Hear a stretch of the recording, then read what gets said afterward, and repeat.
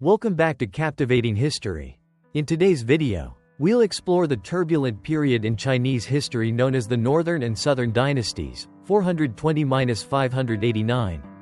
A time when the country was divided and experienced intense warfare alongside unique cultural developments. This video continues from episode 8 on the Jin dynasty, focusing on the transfer of power and the major events that spanned over a century. Don't forget to hit subscribe and the bell icon to stay tuned for more exciting content from Captivating History. The Northern and Southern Dynasties, 420–589, represent one of the most tumultuous and complex periods in Chinese history. Lasting from 420 when Liu Yu usurped the Eastern Jin and founded the Liu Song dynasty, to 589 when the Sui dynasty overthrew the Chen dynasty, unifying China. This period is marked not only by political division between the North and the South, but also by significant cultural, social, and religious transformations. To understand this era in greater depth, we will delve into the key events, characteristics of the Southern and Northern dynasties, as well as the economic, cultural, and military factors during this time. Historical background of the Northern and Southern dynasties. The Northern and Southern Dynasties period followed the collapse of the Eastern Jin and the decline of the 16 kingdoms. It was divided into two major powers. The Southern Dynasties, comprising four dynasties, Liu Song, Southern Qi, Liang, and Chen. These dynasties controlled the region south of the Yangtze River, with their capital often located at Jiankang, modern-day Nanjing. The Northern Dynasties, consisting of five main dynasties, Northern Wei, Eastern Wei, Western Wei, Northern Qi, and Northern Zhou. The northern region was largely ruled by non-Han peoples such as the Shanbei, who underwent significant Sinicization and adopted many Han customs. The formation and development of the Southern Dynasties, 420–589. The Southern Dynasties consisted of four major dynasties: Liu Song, Southern Qi, Liang, and Chen. Liu Song, 420–479, founded by Liu Yu after he usurped the Eastern Jin throne. Initially, Liu Song was strong, but it gradually weakened due to military missteps and internal power struggles among the royal family. During this time, the southern economy began to recover after the chaos of the 16 Kingdoms period. Southern Qi, 479–502, established by Xiao Daocheng after overthrowing the Liu Song dynasty. Southern Qi is known for its brief period of stability, though political infighting within the royal family and aristocracy weakened the dynasty. Liang dynasty, 502–557. The Liang dynasty was the most prominent in the southern dynasties, especially under Emperor Wu of Liang, Xiao Yan. Emperor Wu was an intelligent ruler with a strong inclination toward Buddhism, bringing prosperity to the south for a time. However, the dynasty later weakened due to internal rebellions, notably the Hu Jing Rebellion, 548–552, which severely damaged the strength of the southern dynasties. Chen dynasty, 557–589. The Chen dynasty was the final southern dynasty, founded by Chen Baxian. Although Chen Baxian tried to consolidate power, the dynasty's strength had diminished considerably, and it relied heavily on the natural barriers of the Yangtze River for defense. Ultimately, the Chen dynasty was overthrown by the Sui dynasty in 589, marking the end of the southern dynasties. The formation and development of the Northern Dynasties, 439–589. The Northern Dynasties consisted of five major dynasties: Northern Wei, Eastern Wei, Western Wei, Northern Qi, and Northern Zhou. Northern Wei, 386–534, the strongest of the Northern Dynasties. It was established by the Shanbei people, under Emperor Xiao Wen, 471–499. The Northern Wei underwent significant Sinicization. Administrative and military reforms helped stabilize the government and reduce ethnic tensions between the Shanbei and Han populations. Eastern Wei, 534–550, and Western Wei, 535–557. After the weakening of the Northern Wei due to the rebellion of the 6 garrison towns, the dynasty split into two branches, Eastern Wei and Western Wei. Both were controlled by military cliques, particularly the Guanzhong-based group led by Yu Wentai in Western Wei. Northern Qi, 550–577, founded by Gao Yang after he overthrew Eastern Wei. Northern Qi initially had a strong military but gradually weakened due to corruption and internal conflicts. Northern Zhou, 557–581. Northern Zhou replaced Northern Qi after Yu Wentai's faction took over.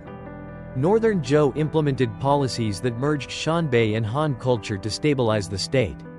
But after Yu Wentai's death, power shifted to a Han Chinese leader named Yang Jian, who consolidated power and founded the Sui dynasty, ultimately unifying China in 589. Cultural and social changes. The Northern and Southern Dynasties period saw significant developments in culture, art, and religion, especially in Buddhism and Taoism. Buddhism flourished in both regions, with the emergence of renowned Buddhist cultural centers such as the Mogao Caves, Yungang Grottos, and Longmen Grottos. Meanwhile, political and philosophical ideas also evolved, with new approaches to governance and society, such as practical governance and the concept of no emperor anarchy. Economic development in the Jiangnan region. The economy of the Southern Dynasties, particularly in the Jiangnan region, flourished, driven by agricultural advancements and the prosperity of various handicraft industries. In the north, the focus was on military development to protect the borders from northern nomadic tribes like the Turks and the Rouran. The end of the Northern and Southern Dynasties and the unification by the Sui dynasty. The Northern and Southern Dynasties period ended when Yang Jian, the founder of the Sui dynasty, seized power and launched a campaign to overthrow the Chen dynasty in 589, completing the unification of China. This was a significant event, not only because it ended a long period of division but also because it marked the beginning of a powerful new dynasty, the Sui, which implemented far-reaching reforms.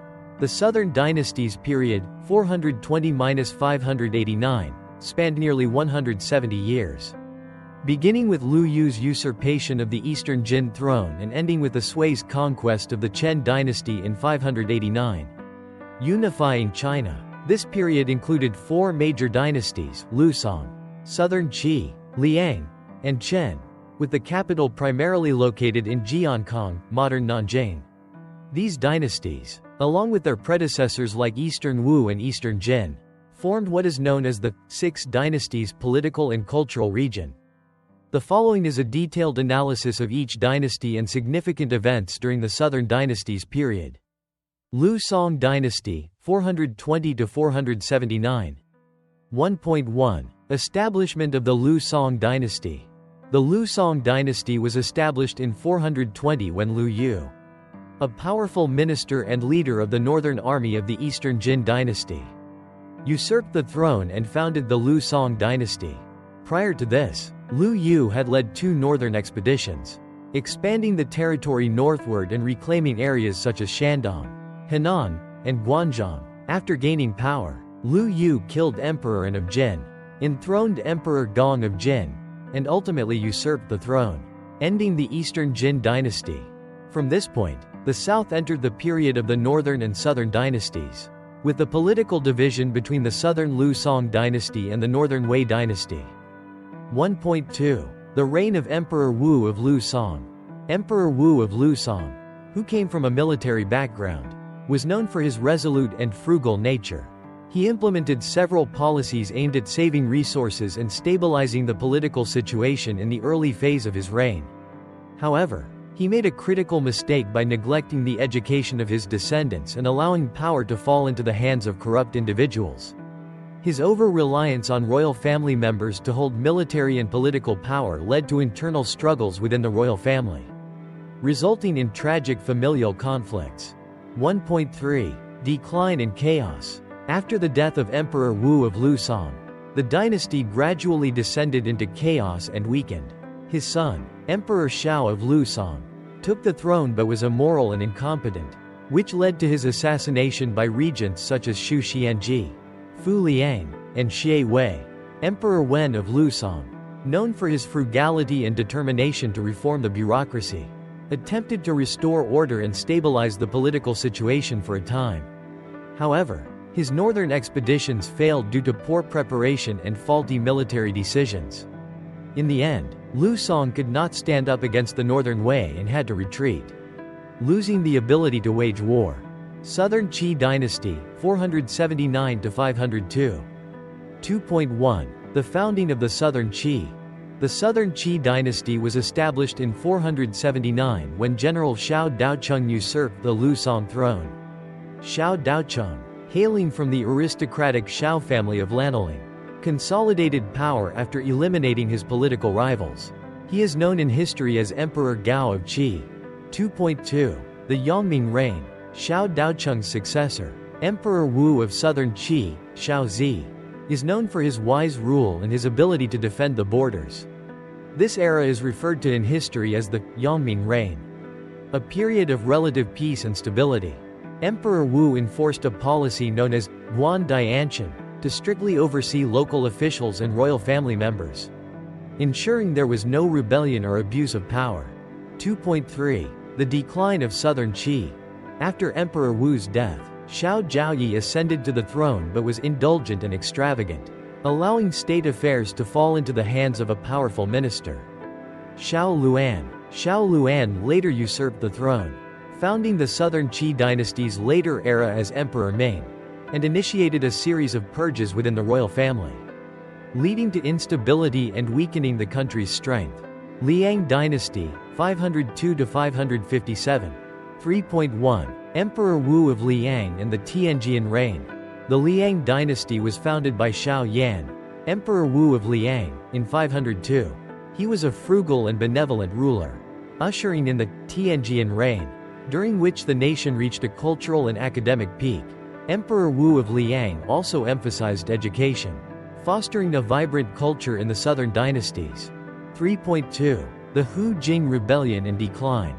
However, towards the end of the dynasty, Emperor Wu lost control as he became engrossed in the worship of Buddhism and neglected state affairs. The situation worsened when General Hu Jing, a defector from Eastern Wei, rebelled and captured Jiankang, leading to the Hu Jing Rebellion, 548 to 552. As a result, Emperor Wu of Liang starved to death, and the Liang dynasty lost much of its territory to Hu Jing.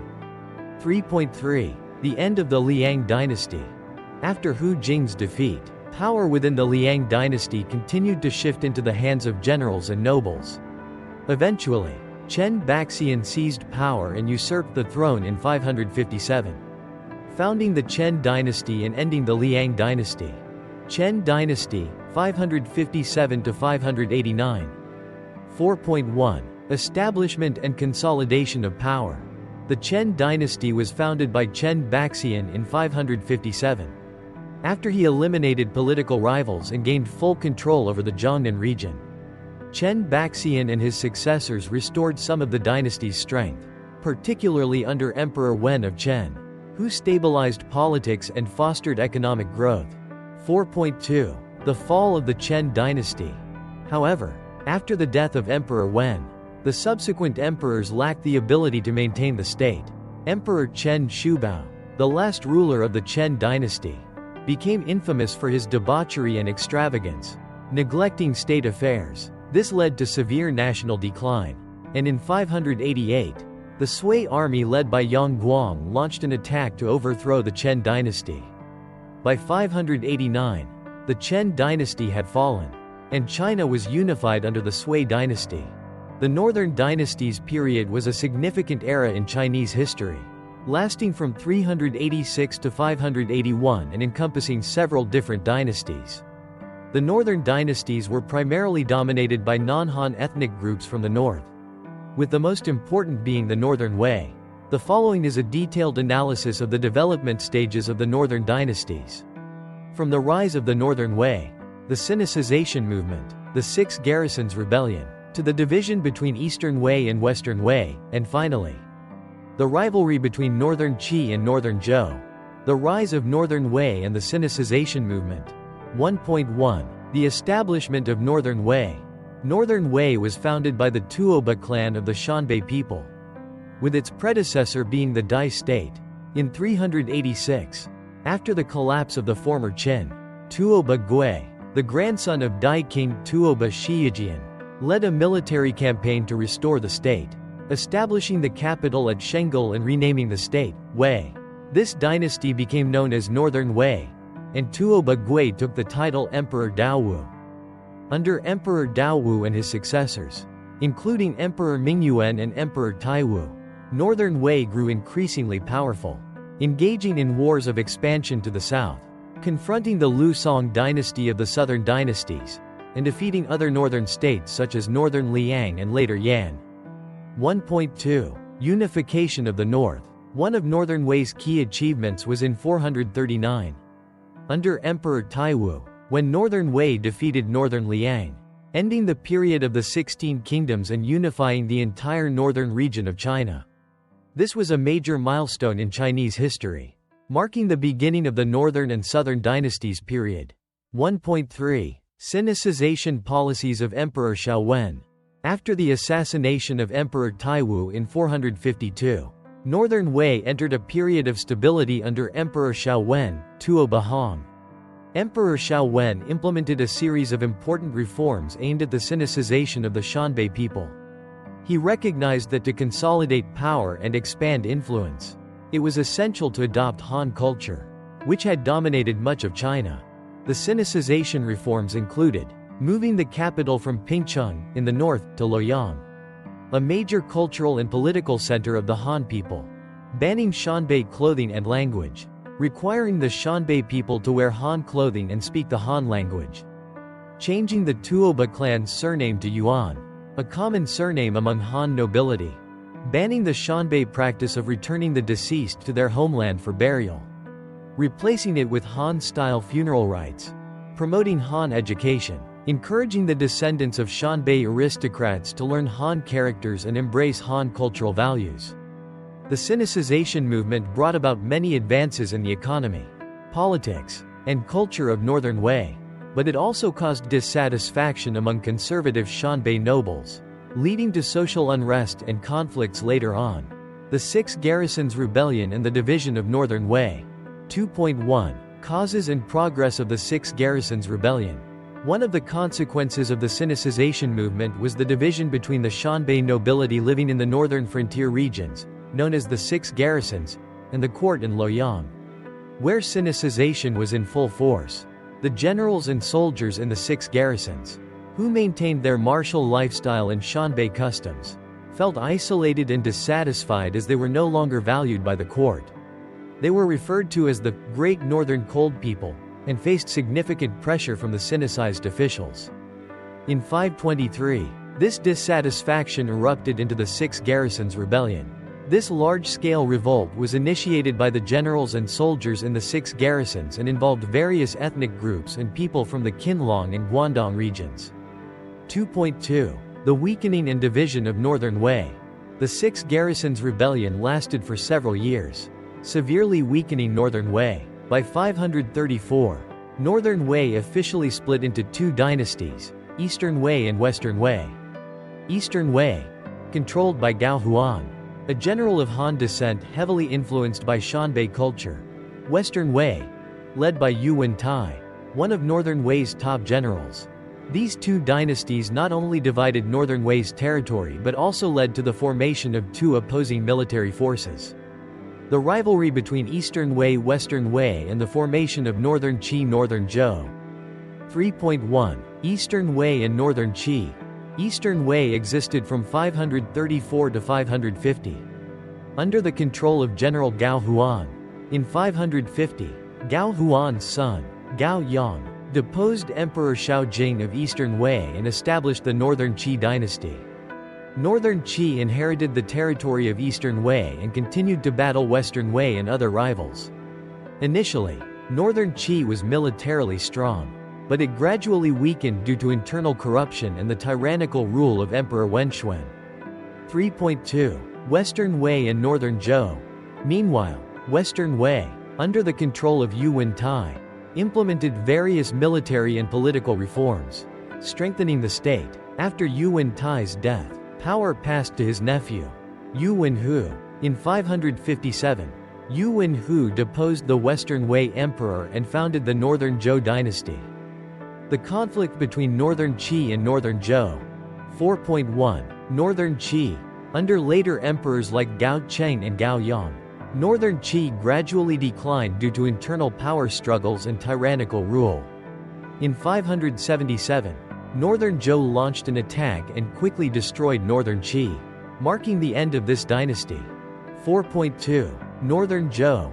Under the rule of Emperor Wu of Northern Zhou, Yu Wenyang, significant reforms were carried out, and the territory expanded. In 577, Northern Zhou launched an attack on Northern Qi and swiftly defeated the dynasty. After unifying the entire northern region, Northern Zhou became the most powerful dynasty in the north. However, not long after, in 581, power in Northern Zhou fell into the hands of General Yang Jian, who founded the Sui dynasty. Yang Jian then launched an attack on the southern dynasties and unified all of China, ending the period of the Northern and Southern Dynasties. The establishment of the Sui dynasty and the unification of China at the end of the 6th century was one of the most significant events in Chinese history. It marked the end of the turbulent Northern and Southern Dynasties period and ushered in a unified and stable era under the Sui dynasty. The founder of the Sui dynasty, Yang Jian, capitalized on the weakening of Northern Zhou and the internal conflicts within the Southern dynasties to become the first emperor of a united China after more than 300 years of division. The following is a detailed analysis of the formation of the Sui dynasty, the process of unifying China, and the changes in territory and administrative systems under this dynasty. The formation and rise of the Sui dynasty.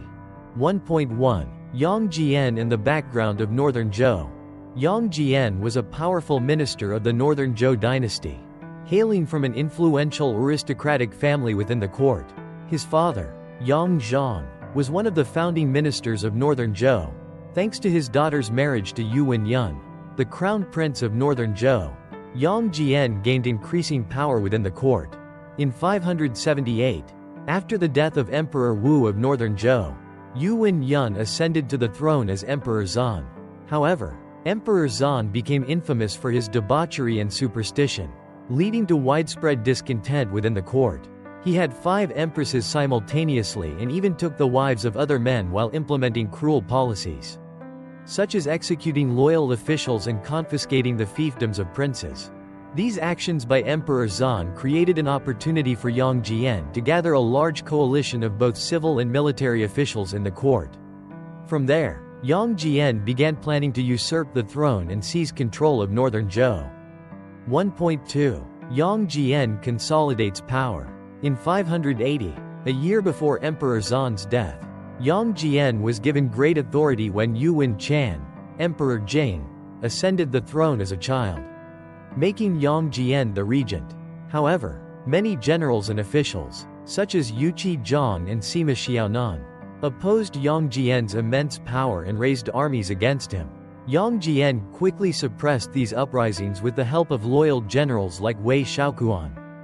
In 581, Yang Jian officially usurped the throne, proclaiming himself Emperor Wen of Sui and establishing the Sui dynasty.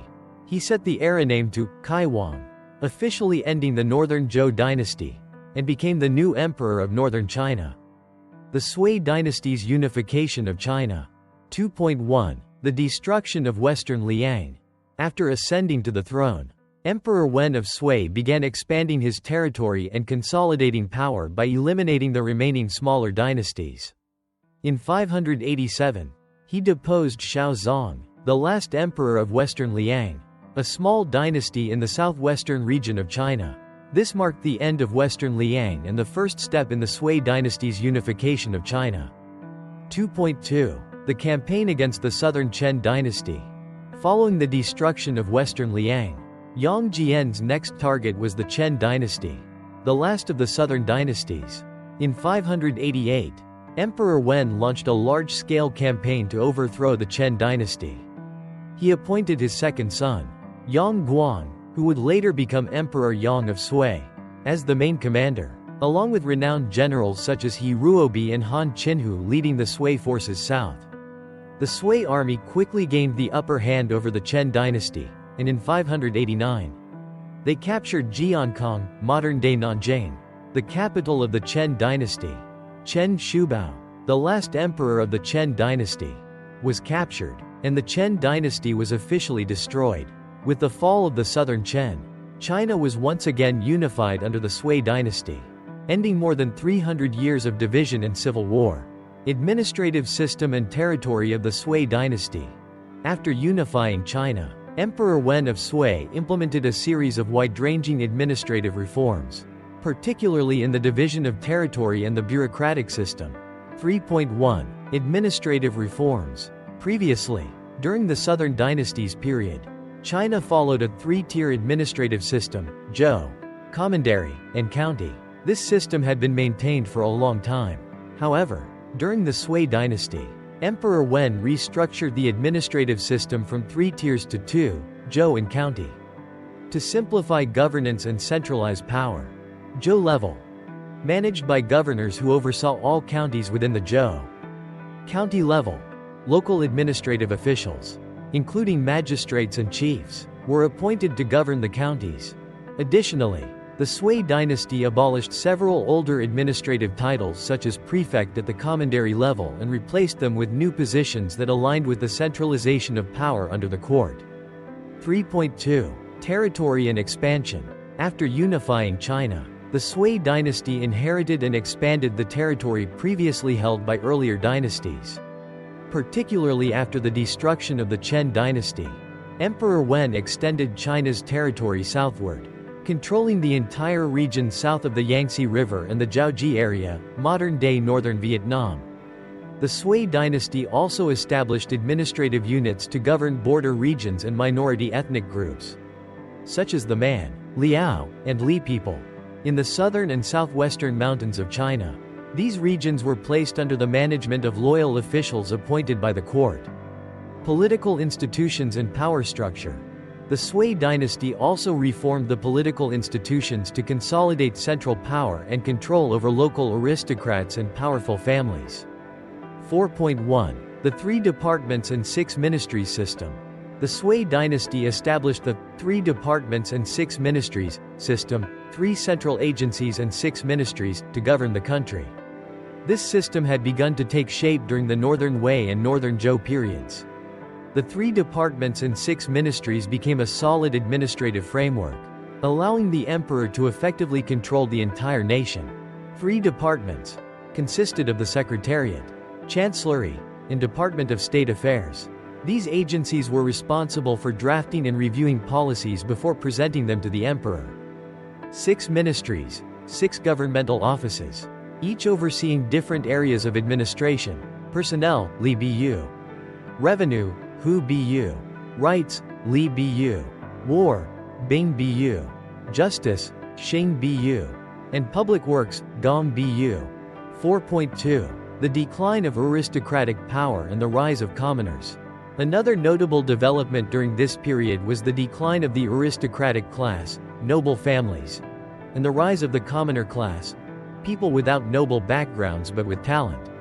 Emperor Wen of Sui aimed to reduce the power of large noble families and replace them with capable officials from the common populace. The emergence of the imperial examination system, though not fully developed during the Sui, provided opportunities for talented and educated individuals, regardless of their noble status, to rise through the ranks and serve the court.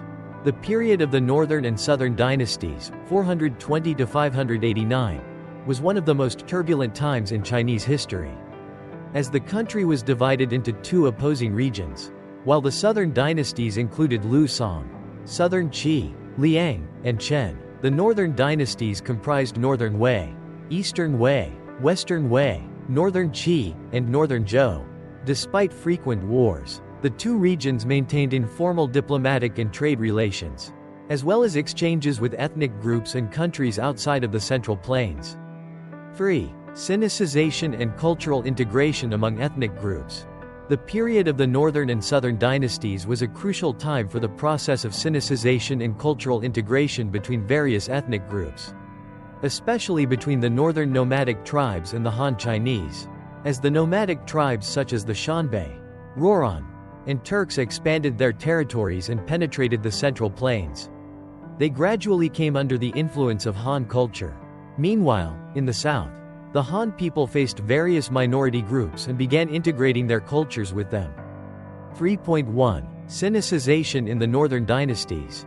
In the Northern Dynasties, especially during the Northern Wei dynasty, the Sinicization movement was strongly promoted under Emperor Xiao Wen.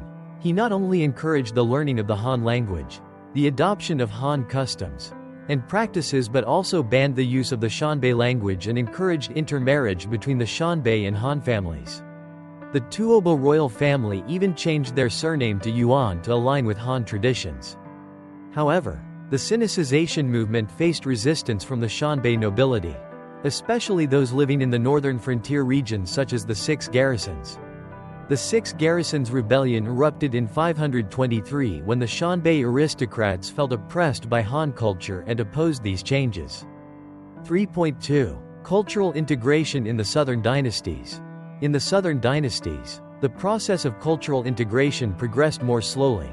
The Han people in the south faced indigenous groups such as the Bantuoman, Lingjuman, Bonwoman, and the Li people in the Lingnan region. Over time, these ethnic groups were gradually Sinicized through agricultural and commercial activities, with many adopting Han surnames and accepting Han culture. 4. Demographic situation. The population during the Northern and Southern Dynasties experienced significant fluctuations due to continuous warfare and large-scale migrations of various ethnic groups. In the Southern Dynasties, the Yangzhou Rebellion during the Eastern Jin dynasty caused a large migration of Han people from the north to the Jiangnan region. In the Northern Dynasties, many nomadic groups migrated into the Central Plains, leading to significant demographic changes. 4.1. Population in the Southern Dynasties. During this period, the population in the Southern Dynasties fluctuated significantly, especially after the Hu Jing Rebellion in 548. When a large number of people in the Yangtze River region perished. The number of households and population decreased drastically, with about 600,000 households and 2.4 million people by 577. At the end of the Southern Qi dynasty. 4.2. Population in the Northern Dynasties. The Northern Dynasties, particularly the Northern Wei, had a larger population. During the reign of Emperor Xiaoming, 520, the population of Northern Wei was estimated to be around 30 million people, with 5 million households. However, after the division of Northern Wei into Eastern Wei and Western Wei in 534, the number of households decreased to around 3.37 million. 5. Impact of demographic changes. The significant demographic and social changes during the Northern and Southern dynasties had profound effects on the political and economic situation of the region. Some key consequences included the decline of powerful aristocratic families, due to warfare and uprisings. Large aristocratic families in both the Southern and Northern dynasties lost their influence. This led to the strengthening of the central government and local officials. The rise of serfdom and private armies. Many farmers and common people were forced to join the ranks of serfs or private armies to secure their livelihood. This led to an increase in the power of aristocratic families and a decline in the free labor force. The expansion of Sinicization.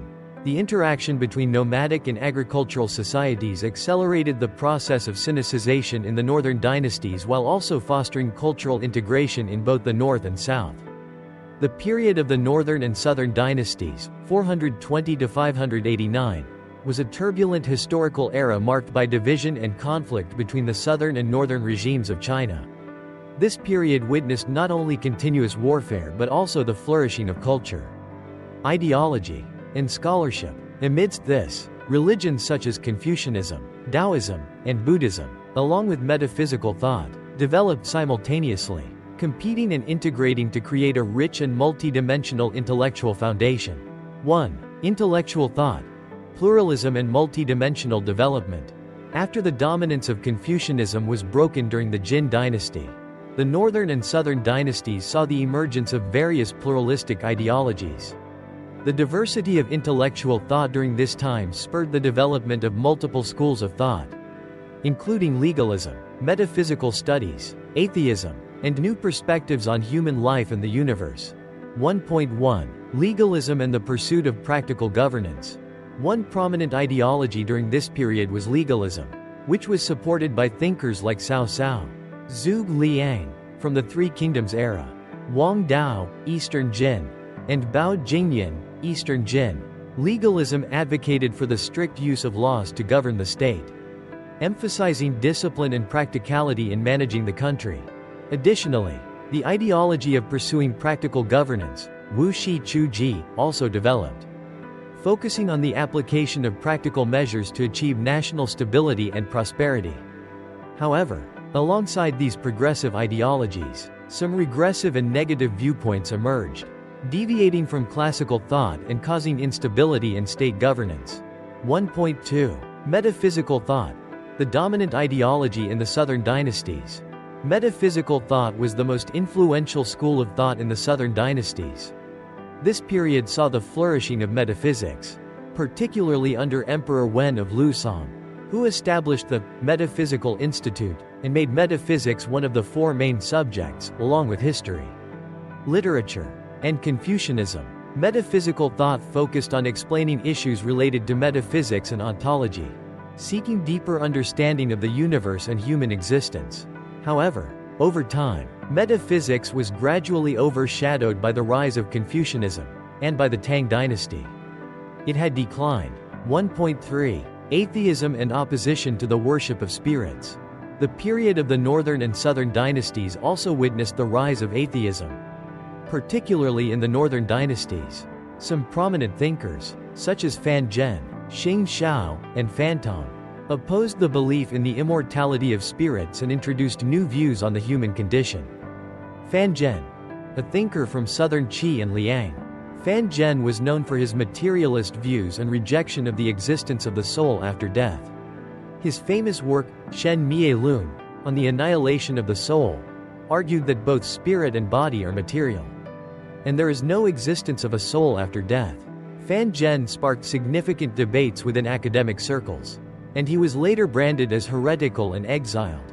Xing Shao and Fan Tong, both thinkers from the Northern dynasties, advocated that the soul does not exist after death and rejected theories of reincarnation or the immortality of spirits. 2. Literature. Growth and diversity in style. Literature flourished during the Northern and Southern dynasties, with a distinct stylistic divide between the North and the South.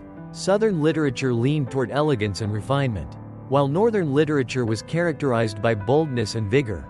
2.1. Southern literature. Refined and elegant style. In the Southern dynasties, literary works often expressed themes of luxury, wealth, and leisure. The genre of parallel prose, pianwen, was prominent in the South. Known for its refined style, meticulous use of classical references, and strict poetic rules, Yuanjia style. This was the most popular poetic style in the Southern dynasties. Developed during the Yuanjia period, 424 to 453, of the Liu Song dynasty. Famous poets such as Xie Lingyun, Yan Yanji, and Bao Zhao elevated ancient poetry to new heights, focusing on tonal patterns and parallelism. Yangming style, a new poetic style formed during the Southern Qi dynasty. Influenced by Sanskrit music and Buddhism, this style introduced new directions in poetry, particularly the analysis and use of the four tones in Chinese: level, rising, departing, and entering tones. 2.2. Northern literature. Bold and vigorous style. In contrast to the Southern dynasties, literature in the Northern dynasties was bold and vigorous, with works focused on practical life and warfare. Prominent Northern writers included Xing Fang, Wei Shu, and Wen Zisheng, known as the Three Talents of the Northern region. The Ballad of Mulan, one of the most famous works from the Northern dynasties, considered one of the most representative narrative poems of this period. 3. Historiography. Development and systematization. Historiography during the Northern and Southern dynasties continued the tradition of compiling historical records from previous dynasties while also developing new genres. Court historians established systems of recording and categorizing historical materials, with a focus on chronicling the histories of dynasties and notable historical figures. Song Shu, Nan Qi Shu, and Wei Shu. These were important historical works from this period, providing detailed reflections on the political, social, and cultural conditions of the Northern and Southern dynasties. Genealogy studies also became popular due to the political dominance of aristocratic families. Noble families wrote genealogies to solidify their social status, and genealogy research became an important academic field. 4. Religion. The growth of Buddhism and Taoism. The period of the Northern and Southern dynasties saw significant growth in Buddhism and Taoism, the two main religions of the time. While Buddhism continued to flourish and spread, Taoism underwent key reforms to adapt to the era. 4.1. Buddhism. Buddhism became the dominant religion in Chinese society, especially in the Northern dynasties. Buddhist sects such as the Three Treatises School, Nirvana School, Tiantai School, and Chan School formed and developed during this period. The Three Treatises School. This school was based on three key Buddhist treatises, Madhyamaka, the 12-Gate Treatise, and 100 Treatise. This philosophy had a profound influence on the formation of Buddhist thought in China. Chan Buddhism. Founded by Bodhidharma, Chan Buddhism emphasized direct transmission outside the scriptures, teaching enlightenment through meditation without reliance on texts. 4.2. Taoism. Taoism also underwent significant reforms under the leadership of Ko Qianji, who removed superstitious elements and introduced strict rules of ritual and practice. Taoism became the state religion of the Northern dynasties and was practiced by many social classes. Ko Qianji reformed the 5 pecks of rice sect, eliminating superstitions such as collecting rice tributes and conducting male and female union rituals, making Taoism more refined and orderly. Taoist thinker Dao Hongjing also contributed many new ideas and promoted the integration of Confucianism, Taoism, and Buddhism into what was called the Three Teachings combined. The period of the Northern and Southern dynasties, 420 to 589, was a turbulent time politically, socially, and culturally, but it was also an era of great artistic and technological development in both the north and south of China. The division between the two regions fostered diverse artistic development, with different styles depending on the historical context and cultural characteristics of each dynasty. Much of the art during this time was deeply influenced by Buddhism, Taoism, and Confucian thought, while also advancing new techniques and technologies in sculpture, painting, ceramics, and calligraphy. 1. Art during the Northern and Southern dynasties, diverse and refined development. Art flourished during the Northern and Southern dynasties, with two main trends: sculpture in the north and painting in the south. Each region had its unique artistic characteristics, reflecting the cultural and religious differences between the two dynasties. 1.1. Northern sculpture. Flourishing Buddhist art. In the Northern dynasties, sculpture flourished, especially Buddhist sculptures, heavily influenced by the spread of Buddhism. During this period, a large number of Buddhist temples and grottos were built, resulting in significant Buddhist sculptures. Notable grottos include Yungang Grottos, Datong, Shaanxi, begun during the reign of Emperor Xiaowen of Northern Wei. These grottos are known for their statues of Buddha with full faces and soft lines, creating a harmonious combination of solemnity and friendliness. These sculptures are representative of the Northern Dynasty's Buddhist art, characterized by large sizes, balanced proportions, and meticulous carving. Longmen Grottos, Luoyang, Henan, also carved during the Northern Wei period. The Longmen Grottos feature diverse architecture, with detailed carvings of Buddha and Bodhisattva figures, creating an atmosphere of solemnity and mystique.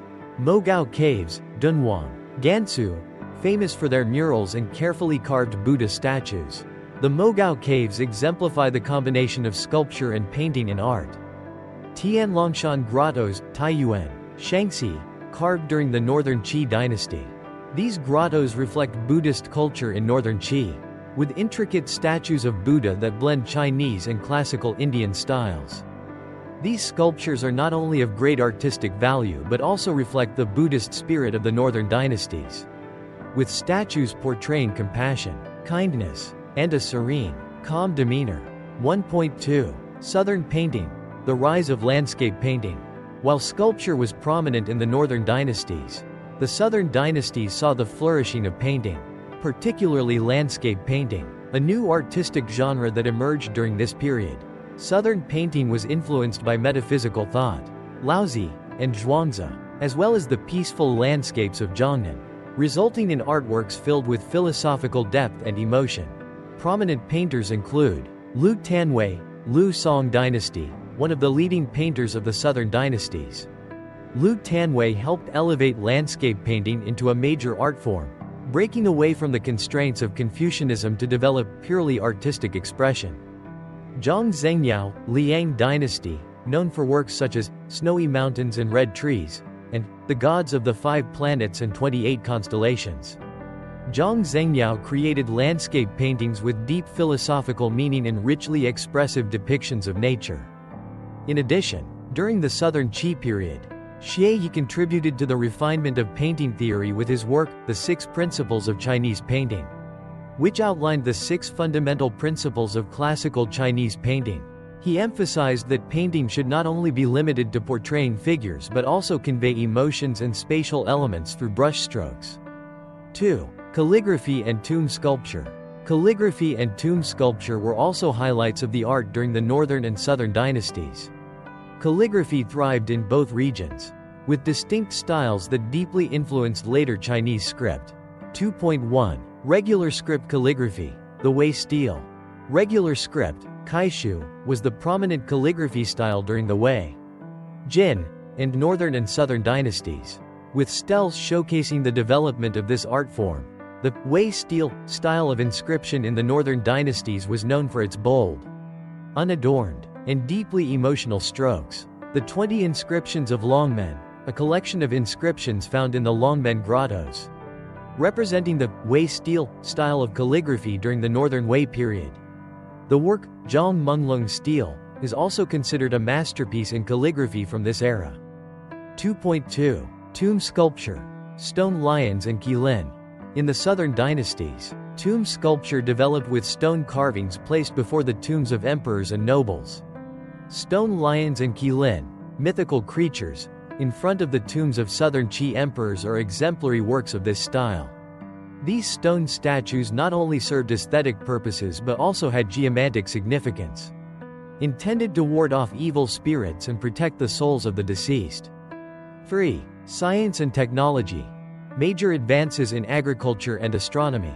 In addition to artistic achievements, the period of the Northern and Southern Dynasties saw significant progress in science and technology, particularly in agriculture and astronomy. 3.1. Agriculture. Jia Sixi's Essential Techniques for the Common People. Jia Sixi, a renowned agriculturalist of the Northern Wei period, authored the Essential Techniques for the Common People, regarded as one of the most important agricultural texts in Chinese history. This work detailed various agricultural techniques, from farming and animal husbandry to food processing. It served as a vital resource for landlords and farmers and demonstrated the advanced agricultural techniques of the time. 3.2. Geography. Li Daoyuan's Commentary on the Water Classic. Li Daoyuan was a prominent geographer during the Northern Wei dynasty who wrote Commentary on the Water Classic, a classical text on continental hydrology. The book not only described river systems in detail but also provided rich information on geomorphology, geology, minerals, and flora and fauna. It made significant contributions to ancient Chinese geography. 3.3. Astronomy and mathematics. Zhu Chongzi and Zhang Zixin. Zhu Chongzi, an astronomer and mathematician during the Liu Song dynasty, was the first in the world to accurately calculate pi to 7 decimal places. He also developed a calendar system and made precise calculations of the movements of the sun, moon, and planets. Zhang Zixin, an astronomer from the Northern Dynasties, discovered new patterns in the movements of the Sun and the 5 planets, Mercury, Venus, Mars, Jupiter, and Saturn, marking significant advances in astronomical research during this period. And that concludes the entire content about the Northern and Southern Dynasties, 420-589. A tumultuous yet fascinating historical era. In the next episode, we will explore the Sui dynasty, 581 to 618. a short-lived but pivotal dynasty that unified China and laid the foundation for the prosperous Tang dynasty. Be sure to hit like and subscribe to the Captivating History channel so you won't miss out on exciting videos about Chinese history and other great civilizations. Thank you for watching. Don't forget to follow us to continue discovering fascinating periods in Chinese history.